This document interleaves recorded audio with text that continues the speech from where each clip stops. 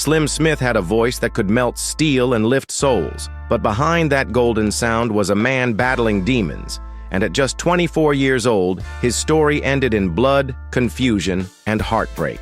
Born Keith Slim Smith in Kingston, 1948, he rose fast. First with the techniques, then the uniques, and finally as a solo artist under Bunny Striker Lee. Every step, his voice stood out. High, fragile, filled with soul, like Jamaica's own Sam Cooke. Tracks like Rougher Yet and My Conversation didn't just score hits, they became riddims, endlessly reversioned, carrying Slim's DNA through decades of reggae. To this day, selectors still drop those cuts in dance halls, and new singers still build on his foundation.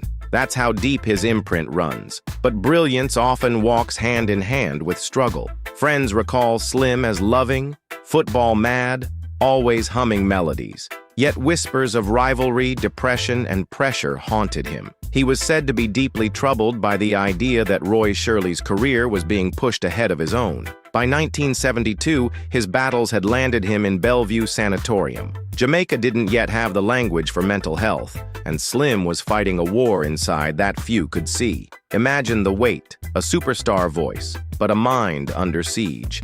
The end came suddenly and tragically. On October 9, 1972, Slim came home late, locked out of his parents' house. Desperate to get in, he smashed a window, slicing an artery. By morning, he was gone. That's the official story. But other versions linger. Was it an accident, a moment of despair, or worse, neglect by those around him? Jimmy Riley says he bled alone after a party. Others whisper suicide. Rumors even accuse his own family. No answer ever silenced the doubts, leaving his memory wrapped in sorrow and speculation. What's undeniable is the grief. Jamaica froze in shock. A giant was gone, too young, too soon. Yet his voice lives.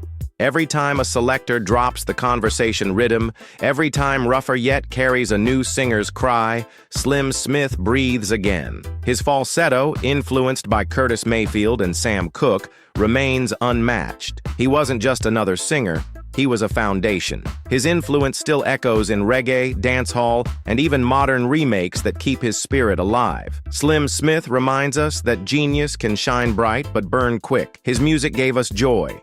His life gave us lessons, and his death left us with questions that may never be answered. But one truth stands: without Slim Smith, reggae would not sound the same. So tell me, was Slim Smith reggae's most tragic genius or its most enduring architect? Drop your thoughts in the comments. One drop, one love. Stay groovy.